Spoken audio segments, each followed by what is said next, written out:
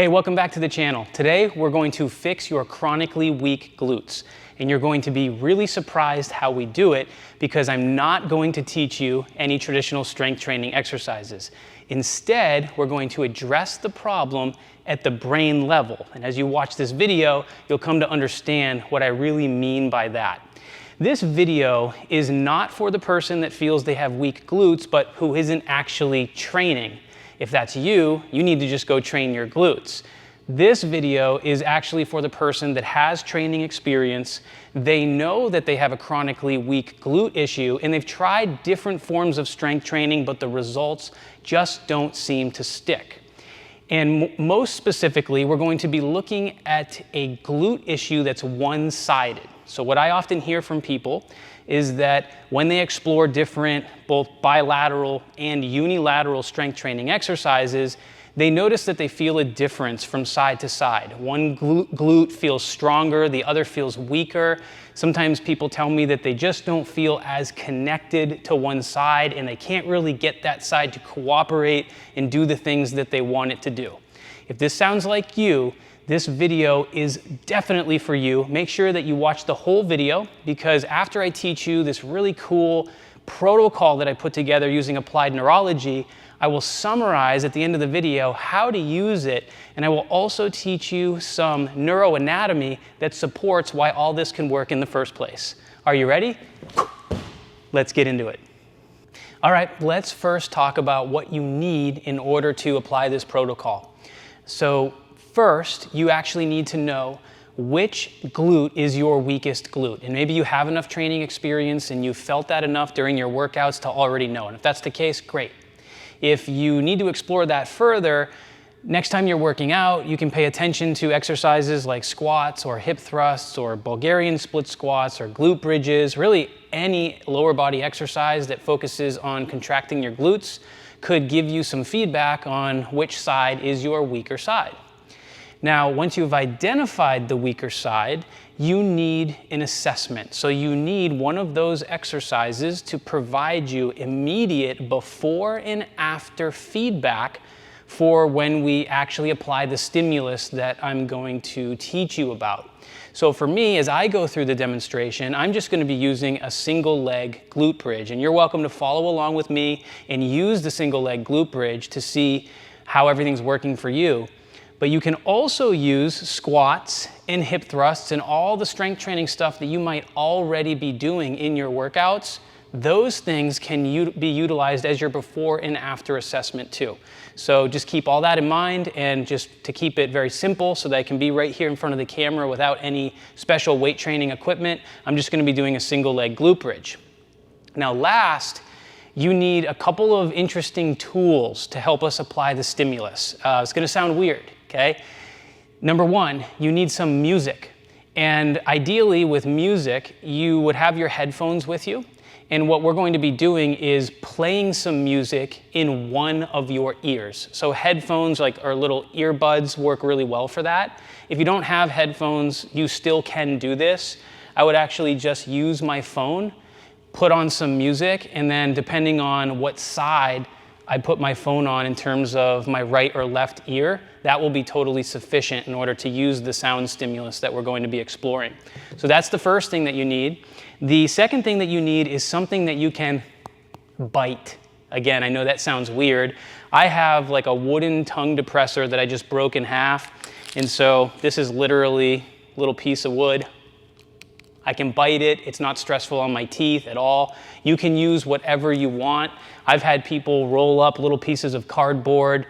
You can find something that's like rubber. You could use your toothbrush. Just make sure that whatever you use, it generally has to be kind of longer because we're going to be biting on one side only. And you just want to make sure that it's not stressful on your teeth at all. So that's it. We're about to go through this protocol. Make sure you have those things on hand, and let's get into it. Okay, so let's perform a single leg glute bridge on each side, and we're going to identify which side is the weaker side. So to do this, you'll just lay on your back, make sure you're comfortable, and first I want you to bend your knees and align your feet at kind of hip width apart. And let's say I'm going to test my left side first. I'm going to take my left foot and I'm just going to place it out a little bit wider. Okay, that'll put a little bit more emphasis and put a little bit more challenge on my left glute. And then I'm gonna take my right side, I'm gonna lift it up, okay? And now the goal is, without using my hands and pushing into the ground, the goal is going to be to bridge up. So I'm just bridging straight up, and I'm gonna hold, let's say, for like 5 seconds, and then come back down. And I'll do a few of those just to kind of see, like, how connected to this do I feel?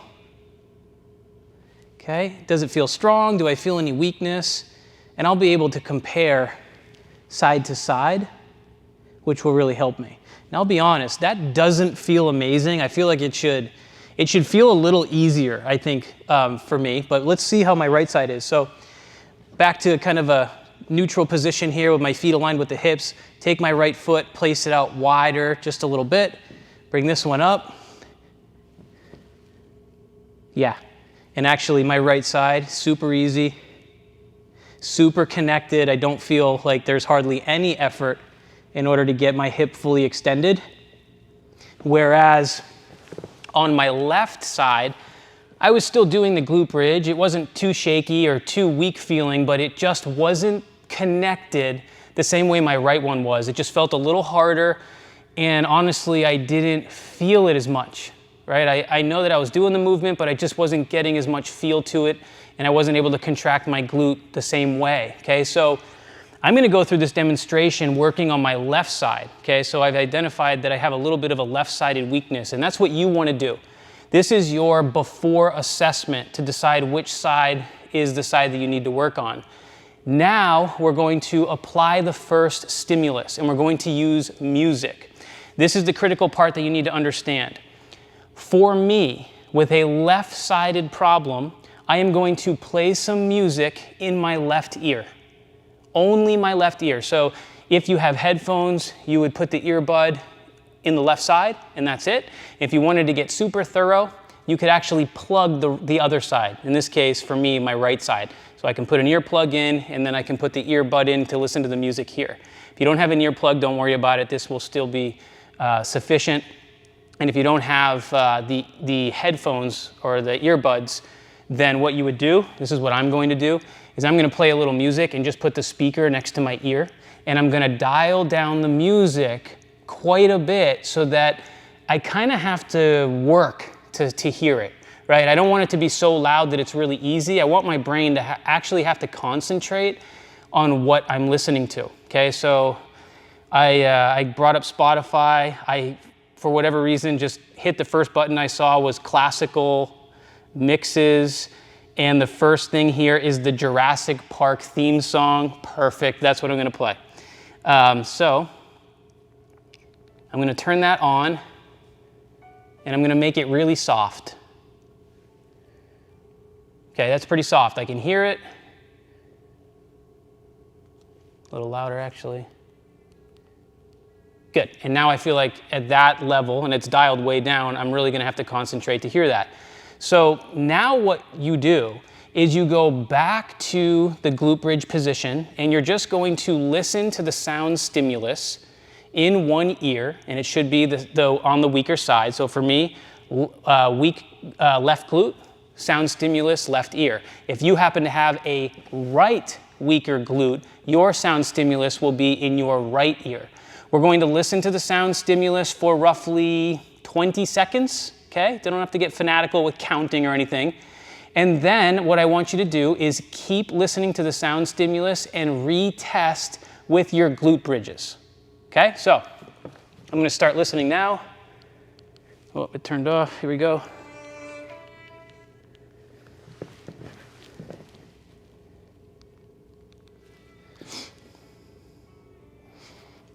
I'm gonna give myself roughly, 10 seconds to start. Now I'll set up for the exercise. Remember, a little bit wider.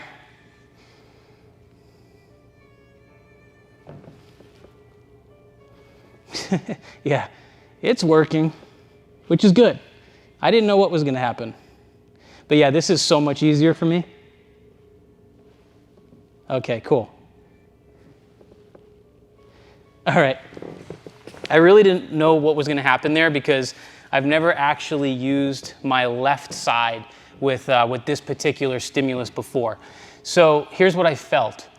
Listening to the sound stimulus on the left side immediately connected me more to my left glute. Hip extension was just easier. Okay, it was very noticeable. In fact, on the first rep, I like powered up through it thinking it was going to be harder, and it wasn't hard at all.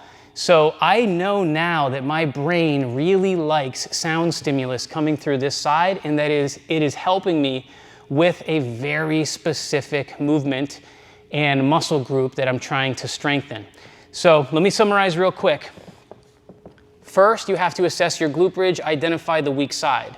Second, you have to play sound on that same side, going in one ear.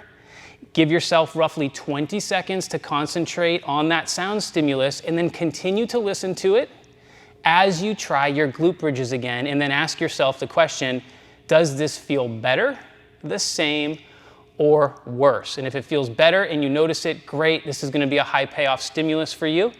And we're going to kind of put this in the high payoff toolbox, and I will teach you here at the end of this video exactly how you're going to utilize this particular stimulus in the protocol. Okay, here's the next part, and this actually should go really fast for you because it is the exact same process that we just did with sound stimulus, only we are using a different kind of activation. We're going to be biting something, so take out your trusty tongue depressor or whatever you found around your house. Again, just make sure it's something that you can bite with a decent amount of force without causing stress to your teeth. So here's how this works. We now know which side is the weakest side. For me, it's my left side. So if you need to do a couple of glute bridges before using this stimulus, just to kind of feel where you're at in the moment, then go ahead and do that. I already feel like I have a good sense of what that left side was feeling like when I did my initial kind of baseline assessment. So now what I'm going to do is take this tongue depressor and I'm going to put it between my back teeth on my left side because I have a left-sided weakness. Once it's there, I'm going to bite it, and I'm going to really concentrate on feeling like I am really dominating the biting with the left side. That's why we have something back there.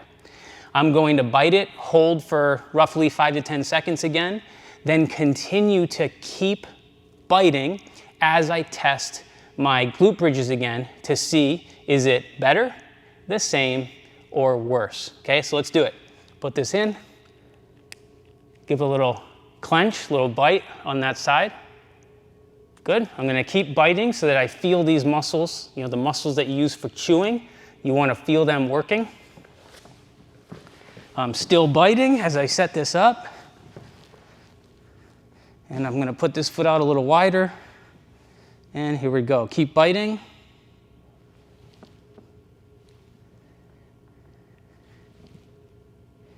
Interesting. This might actually be better than the music. Okay, interesting. So right away, after the first 2 reps, I was thinking, I thought the music was good and it helped me, but this seems to be helping me even more. It's almost like when I did the music, the first rep was really good, and then the next 2 weren't quite as good, and I sort of was like feeling a slight difference. When I applied the biting stimulus, they were just all really easy and all the reps were good. So I'm feeling a difference between the stimulus. They both seem to be useful for me, but I'm really now kind of dialing in on the fact that the biting is the best. Okay, so a quick summary here. Make sure you have your before and after assessment with the glute bridges. Apply the biting to the weaker side. For me, it was my left side. If you happen to have a right weaker glute, then you would actually bite on the right side and then get some time behind that. 20 seconds or so of biting stimulus, continue to bite it as you perform the glute bridges and ask yourself, hey, is this better, the same, or worse? And if you feel that it's an improvement, then this is going to be a high payoff stimulus for you. And we will now start to summarize how to use all this. All right, well, if you made it this far in the video, chances are you tried this and at least one of those types of stimulus that we applied helped you. And now you're like, what the heck is this about? So let's talk about some neuroanatomy to help you understand what we are actually doing when we apply sound stimulus or some biting stimulus. This all really comes down to the brain stem, literally the stem of the brain. So imagine a flower and the stem on a flower. If the actual flower is the cortex, like the big brain, the stem of the flower is the brain stem, and you have a right brain stem and you have a left brain stem. And so we're going to kind of zoom in and pretend that my water bottle is either the right or the left brain stem. And when you look at images of the brain stem, it's kind of long like this in kind of a vertical fashion, so this is good. The top of the brain stem is referred to as the midbrain. In the middle of the brain stem is what we call the pons, and the bottom of the brain stem is the medulla. So these are three different divisions that make up, in this case, one side of the brain stem. So let's kind of hold on that for a second, and we'll come back to it. Now, we applied sound stimulus, and what that really is a cranial nerve activation. So when you listen to sound stimulus, in my case, it was on the left side, what that's doing is activating cranial nerve 8. That is called the vestibulocochlear nerve, okay? Now we had a tongue depressor, and I was biting it on my left side, and that's also a cranial nerve activation. So when I bite and I use my muscles for chewing, like this big guy here, the masseter, when you clench, that is activating trigeminal nerve, cranial nerve 5. Now here's the significance of that. We activated cranial nerve 8, we activated cranial nerve 5. Through literal circuitry, those nerves insert into the middle part of this brainstem. Remember, we have three divisions. This middle one is called the pons. They both insert into the pons. The pons is very much connected to calibrating muscle tone globally through the whole body, and also helping to facilitate what we refer to as reflexive stabilization. Reflexive stabilization is the stabilization that you have that you don't have to consciously think about turning on, right? So let's say, I reach out and I grab my water bottle and I pick it up with my right hand. We don't really feel that all this is happening, but in order for me to hold this water bottle, even though it's not heavy, my whole midline, and especially the opposite side of my body, has to stabilize me reflexively in order to hold this out here. Otherwise, I would just lose my position in my posture and kind of fall over. So we don't really notice this is happening, but reflexive stabilization allows us to move through the world, and we don't have to think about any of it. We don't have to say, okay, left side, I want you to stabilize when I go and pick up this water bottle. Imagine how energy expensive that would be, and you'd have to do that all day long. Instead, we actually have brain structures that when working properly and optimally, they will do that job for us. The brain stem and its three divisions are largely connected to helping us with that reflexive stabilization, amongst lots of other things, but we're talking about the reflexive stabilization because of what we're doing here with this little protocol. Now, the pons itself is very much connected to facilitating greater strength or activation in the extensor muscles. Okay, so all that reflexive stabilization that it's helping with, it really speaks to our extensor muscles very closely about that. What is a glute muscle? It's a big, strong hip extensor. So remember, for me, I had the weaker left side. And so I worked on my left brainstem, specifically activating my left pons via sound stimulus, cranial nerve 8, and biting stimulus, cranial nerve 5. By creating those activations and upregulating or activating the pons was able to speak to my extensors on the left side of my body, giving me better ability to do the glute bridge. Okay, so that's kind of how all this works with the neuroanatomy. This is really, really cool to understand because we have lots of cranial nerves, and you can use them very specifically because these different divisions of the brainstem do different things in relation to our muscle tone. So you could do the exact same thing if you had goals that were based around upregulating flexor tone, right? There's other nerves that you could activate to do that. So this is just a really cool way to get more out of your strength training by using your brain, because sometimes if the brainstem isn't doing its job well, you can do all the traditional strength training that you want directly to the area that is weak, and sometimes the results just don't stick. That's when we have to go further with our thinking and start understanding these higher order systems so that we can work with them directly to accomplish what we want to accomplish. All right, the moment you have been waiting for. If this was helpful for you, how the heck are you going to use it? What do you need to do? So I'm going to kind of summarize this, but also tell you a story. So one of the students of our course called the Neuro Dojo, which is a course that I teach that goes much deeper into these neurologic concepts and teaches people how to look at fitness, right, and strength training and all these things we love to do through a brain-based lens. One of our students for this course actually used this exact protocol to fix a long-standing chronic muscle imbalance with her right glute. And actually, she used one of the cranial nerve activations that we use today, and that was sound. She used sound stimulus in her right ear. She had tried all the different things that people try when you have a muscle imbalance, and she did a lot of direct work to the area, but nothing seemed to stick. She had assessed and reassessed the sound stimulus, and it really helped her get more connected to that right glute that was feeling weaker. And she immediately felt that when she had the sound playing, that her glutes were expressing equal strength. And so that was a really big clue that she just had to now apply the stimulus at enough frequency and enough intensity and do enough work to get the results to stick. And that's the important part that you need to hear. This is going to work extremely fast for you. For some folks in the moment, the result will be so good you won't believe it. But that doesn't mean that you don't have to do the work long term, because we're trying to create some neuroplasticity. We're literally trying to change your brain so that things can balance out appropriately in terms of your muscle tone and your neural drive to those muscles. So now we have to do the work, which really shouldn't be surprising, because anytime we want to get stronger, we know that we have to do the work and let those principles of progressive overload do their thing. This is really similar. So this particular student of ours had started playing the sound stimulus in her right ear during her workouts with all of her glute-focused strength training exercises from our program, and she did that about 3 times a week. She also played the sound stimulus a little bit when she went for walks, and she actually noticed that her gait was very different when she was walking, which is really cool, and she said it just felt more efficient and healthier. She did this for, it was about 6 to 8 weeks of total work, and 3 times a week, and then with the walks.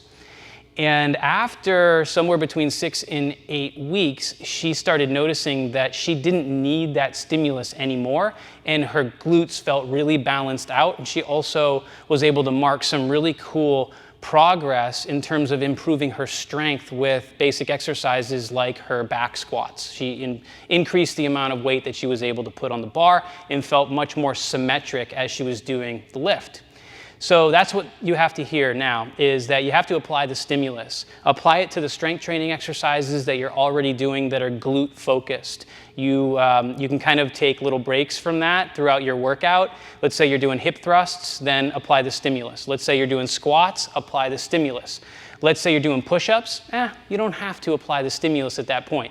We really just want to get some activation going when you're working on the hip extension and contracting your glutes. And do that long term, get enough frequency, right? Get enough repetition, and good things will happen. All right, one more tip that I forgot to say, and I want to make sure that you hear this. Let's say you go through the exploration of all of this applied neurology, and you find that sound stimulus was good for you and the clenching was good for you. Guess what? You can actually put those things together.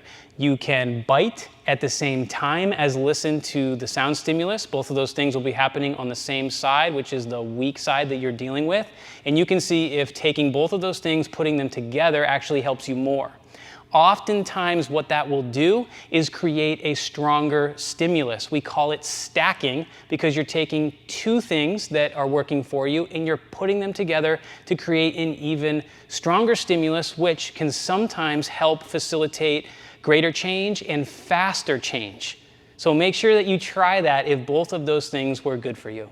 Okay, that's it for today. I really hope that you enjoyed this video. If you like this kind of thing, using applied neurology to improve movement, then let me know, because I am happy to do more content like this. And let's say you went through this whole thing and you did not find the result that you were looking for.